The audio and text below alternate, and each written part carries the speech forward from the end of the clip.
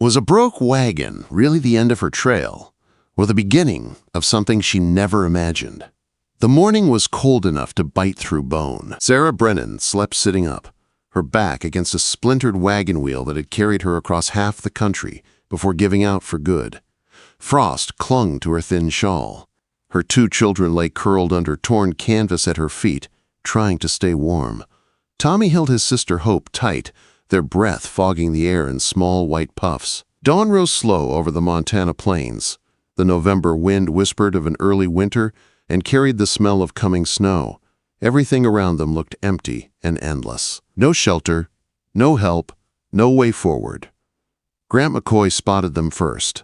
He rode along the ridge on his tall horse, a fine animal with a silver saddle buckle that caught the first light of day. Grant had traveled this road 100 times. He always moved fast, always alone, and he never looked close enough to see much of anything. But this scene stopped him cold. The wagon axle was snapped clean through. Supplies were scattered in frozen mud. One wheel hung at a strange angle that told a simple truth. This wagon was not going anywhere. Not east, not west, not anywhere at all. Grant urged his horse down the slope. Sarah woke at the sound of hooves. Her eyes opened wide and sharp, not slow or tired. She had learned on the road that sleep was a risk, and danger came fast. She stood quickly, placing herself between her children and the approaching stranger. Grant stopped 20 feet away. He dismounted slow, hands open and easy. "Ma'am," he said. His voice was low, calm, respectful. "Saw your trouble from up on the ridge." Sarah said nothing. She only studied him, her face guarded. She'd met too many men who offered help with strings tied to their kindness. Grant reached into his saddle and pulled out his canteen. He set it on a rock between them. "For the children," he said. "Ain't charity, just water. Take it or leave it." Behind Sarah, Hope let out a deep, wet cough that rattled her small chest.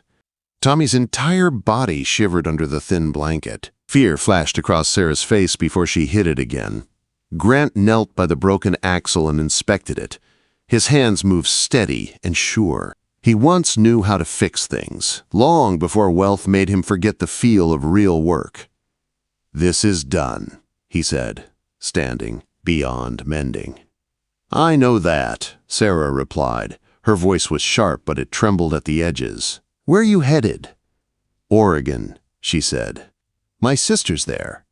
Grant looked at the empty horizon, looked at the children. Winter was 2 weeks away. Oregon was 2 months away, if she had a working wagon.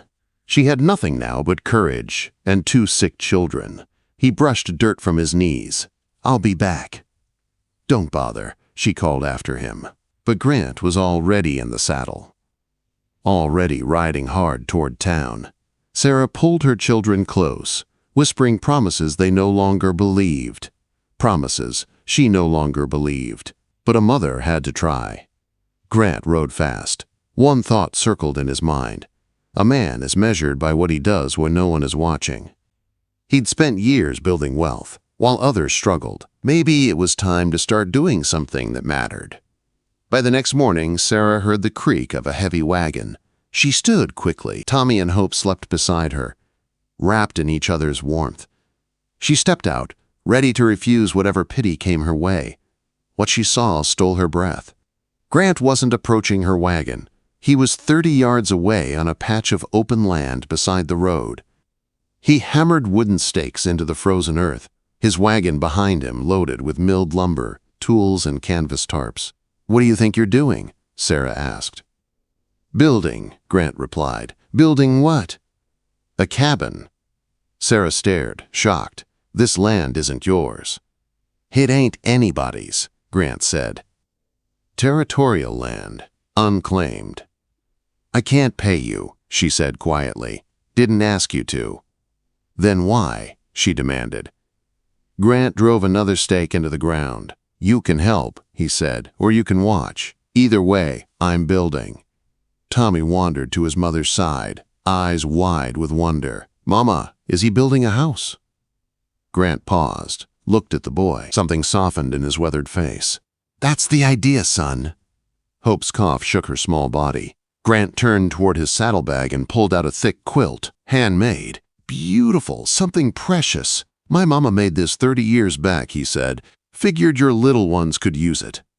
Sarah felt her throat tighten. She had seen kindness twisted by expectation. But the look in Grant's eyes wasn't pride or pity. It was something closer to shame. Something honest. "Who are you?" she asked. "Grant McCoy." The name hit her like a blow. The McCoy Cattle Company, the richest rancher in 3 territories, a man who bought land from families who had no choice. A man whispered about in towns and saloons. "You're him," she whispered. "Yeah," he said quietly. "I'm that one." They stood in silence. Grant held out a length of measuring line. "You helpin'?" he asked. "Or judging?" Sarah wanted to refuse, wanted to walk away, but the quilt warmed her children. Hope's cough eased. Tommy watched the rising stakes with hope in his eyes. Maybe God didn't answer every prayer with miracles. Maybe sometimes he sent a man like Grant McCoy. Sarah took the end of the line. They began to work. By afternoon, 4 posts stood firm. The start of walls. The start of something new.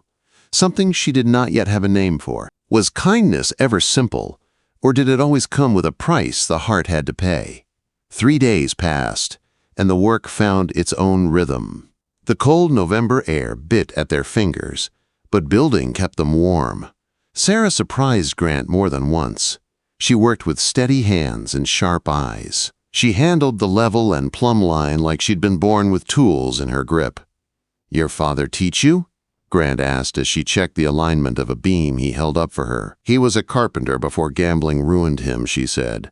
"I was 12 when he lost everything." Grant didn't push for more. He hammered the next nail while she moved to the next mark. "What about your husband?" he asked quietly. "Mine collapse," she said. Her voice stayed flat. 2 years ago, Copper Creek. 17 men died. After that, doors closed fast, work dried up. The wagon was my last try." Grant watched her for a moment. There was strength in her face. Not from easy years, but from surviving hard ones. "So this lumber," she said suddenly, "how many desperate families did you buy out to afford it?" Quote, there was no anger in her tone, only truth spoken plain. Grant set his hammer down and looked at his own hands. "More than I like to admit," he said. "I bought land cheap from folks who were drowning. Built my fortune on their broken backs. Haven't built anything real with these hands since I got rich." Sarah studied him. She saw regret, real regret. Something about that softened the wall inside her just a little.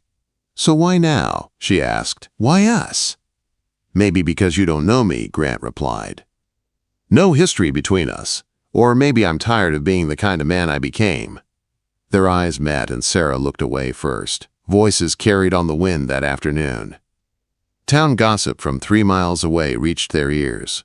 McCoy's building a love nest for that vagrant widow. Shameful, quote, improper, ungodly. The words struck like stones thrown from far away. The next morning, Hope was turned away from school. The store refused Sarah credit. The minister's wife crossed the street to avoid her. "You have to stop," Sarah told Grant that evening. "I won't destroy your standing." Grant laughed bitterly. "My standing? Built on money squeezed out of families who needed mercy. That standing ain't worth saving." "I won't let you ruin what you have," she said. "I'll stop if you ask," Grant said, "but not because of them. Only if you ask."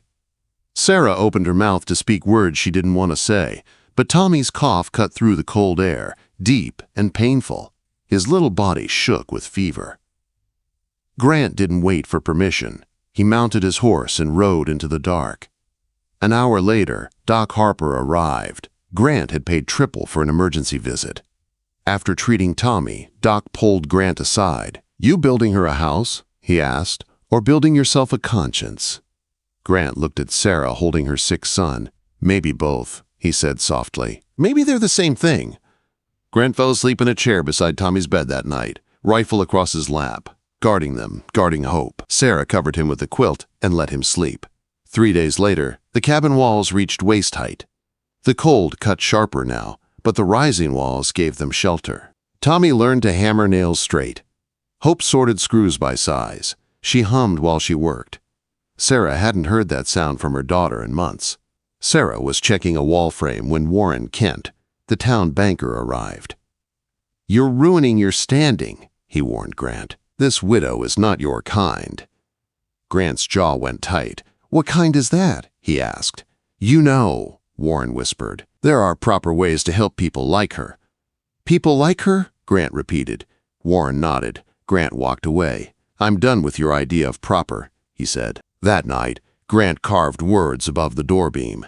Sarah approached as he finished. "What does it say?" she asked. "All who enter," he said quietly, "enter as family." Tears filled Sarah's eyes. She traced the letters with her fingers. "Why would you carve that?" she whispered. "Because this ain't just my place," Grant said. "Ain't just yours either. It's for anyone who needs shelter." Tommy tugged Grant's sleeve. "When the house is done, will you go away?" Grant looked at Sarah, held her gaze. "That ain't my decision alone," he said. The air between them shifted, something unspoken but real. That night, snow began falling. Soft at first, then heavy, then blinding. The half-finished cabin became their only shelter. Inside the frame, they built a fire. Hope shivered. Tommy curled close to Grant. Sarah's voice filled the small space with a soft lullaby her mother had taught her. Grant froze. "I know that song," he whispered. His mother had sung it too, decades ago, before life hardened every part of him. He joined the song. His deep voice mixed with hers. Hope's breathing slowed. Tommy relaxed. Silence settled. "I'm scared," Sarah whispered. "Not of the storm, of wanting help, of wanting more than help." Grant found her hand in the dark. "I didn't build this hoping for anything in return," he said. "But if you ever—" "We finish the house first," she said gently. "Then we talk." Their hands stayed joined. Toward morning, Tommy mumbled in his sleep, "Mama, I prayed Mr. Grant stays forever. He's already our papa." Just nobody said it. Sarah's breath caught. Grant's chest tightened. Words were dangerous, but actions had already spoken. By sunrise, the storm cleared. They stood together, watching snow turn the world white. Their hands did not separate. But trouble was on the horizon. A man on the ridge watched through a spyglass. Travis Dunn. And he smiled. He had discovered something valuable. The land they were building on sat right beside the planned railroad route, worth thousands. He rode off fast, and danger followed close behind. If everything you built with hope burned in front of your eyes, would you fight for it or walk away forever? The trouble arrived faster than anyone expected. 2 days after the storm, Travis Dunn rode into their clearing with forged papers in his hand and a smirk on his face. The sheriff stood beside him, one hand on his gun belt, not questioning a single thing. "This land's mine," Dunn declared, waving the papers. "Got the deed right here. Legal and proper." Grant took the papers, scanned them, and felt his stomach twist. "These are fake," he said. "Prove it," Dunn replied. "Court case will take months." "Winner won't wait. Where are you going to take the widow and her brats while the law sorts it out?" Quote. Sarah stiffened. Tommy and Hope clung to her skirts. "We'll leave," Sarah whispered. "We won't cause trouble." Grant spun toward her. "No, you don't have to leave." Not again. But the town had already turned its face away. People who had once brought soup and blankets now looked down at their boots. They'd let fear win again. That night, Dunn returned with 3 hired men and torches. The half-built cabin caught fire fast. Flames climbed walls Grant and Sarah had raised with their own hands. The heat roared. The doorbeam Sarah had touched only yesterday burned until the words he carved, "All who enter, enter as family," crumbled to ash. Tommy screamed. Hope sobbed. Sarah grabbed the quilt and pulled her children into the snow. Grant arrived running, too late to stop the fire. The heat stung his face as he fell to his knees. "I failed," he whispered. "I couldn't protect you." Sarah placed a hand on his shoulder. "You didn't fail." Evil men did. By dawn, nothing remained but smoking ruins and silence. The town woke to thick smoke in the sky. Shame settled over every doorstep. Doc Harper arrived first. Then Martha and Henry Doyle. Then wagons, 15 families, all carrying lumber, tools, blankets, food. Martha stepped forward. "We were cowards," she said. "But a widow and her babies freezing ain't the Montana we claim to be. We fix what we let burn." Warren Kent, the banker, approached next. He held a leather folder. "I found the real deed," he admitted. "Done," bribed the clerk. "This land was never claimed. This land is yours to build on." Sarah's knees weakened. "Why now?" Henry Doyle removed his hat. "Because we let gossip blind us." Took watching everything burn to remember decency. Sarah wiped her eyes. "If you're here to help," she said, voice shaking, "then we build, bigger than before." Grant rose to his feet and faced the crowd that once judged them. "We don't rebuild the same cabin," he said. "We build a way station, a shelter for anyone who needs it, a place with room for all." "Hammers up!" someone shouted. And the work began. In 1 hour, new foundation stakes marked the ground. By noon, wall posts stood tall. By sunset, frames for the new cabin rose against a crimson sky. Travis Dunn watched from the ridge, furious, but the sheriff and county judge rode up behind him. "You're under arrest," the judge said. "Arson, fraud, bribery." Dunn protested, but iron shackles silenced him. The town cheered as he was taken away in chains. Grant and Sarah stood side by side, breathing in the cold evening air. "You didn't save me," Sarah said softly. Grant looked at her, confused. "We saved each other?" She finished. 3 days later, the new cabin's skeleton was complete.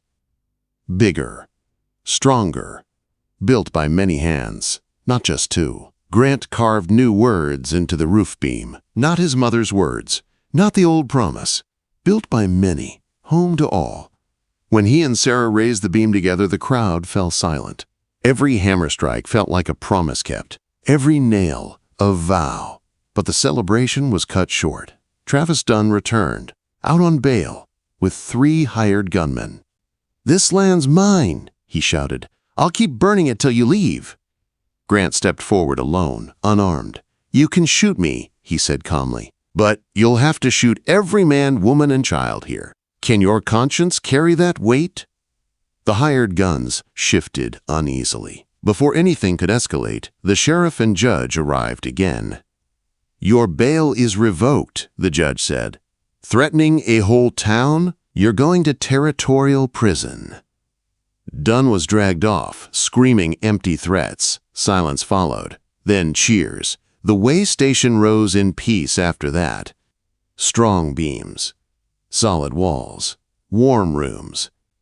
The sign Martha carved hung above the door. McCoy Brennan Way Station. All welcome. Sarah looked at the sign, then at Grant. "If you'll have the name," Grant said softly, "and me with it." Tommy and Hope threw their arms around him. "Promise you're staying forever." Grant smiled. "Yeah, I'm staying." Spring arrived gentle that year, as if the land itself approved. Wildflowers bloomed. The garden Sarah planted grew strong. Travelers began arriving, families, widows, lost souls needing shelter. Sarah welcomed them with open arms. Grant helped repair their wagons, mend their tools, and guide them forward. 3 months after the fire, the community gathered for a wedding. Sarah wore a simple white dress, wildflowers braided in her hair. Grant waited on the porch, trembling like a young man. Tommy stood tall as best man. Hope carried flowers down the aisle. Their vows were simple. "I promise to build with you," Grant said, "not for you." "I promise to choose us every day," Sarah replied. They exchanged rings made from silver melted from Grant's old saddle buckle. When Doc Harper pronounced them husband and wife, cheers rose across the meadow. Later, Grant and Sarah stood on the porch, wrapped in the same quilt that had saved them that first frozen morning. "You didn't just build a cabin," Sarah said. Grant kissed her forehead. "We built a home," he said. "For us, for everyone." A wagon approached on the road, another family in need of shelter. Sarah lit the lantern that signaled welcome. Grant took her hand. "Ready?" he asked. "Always," she whispered. They stepped forward together, ready to offer the same hope that once saved them. And the cabin glowed warm against the Montana night. A beacon, a blessing, a promise, a home.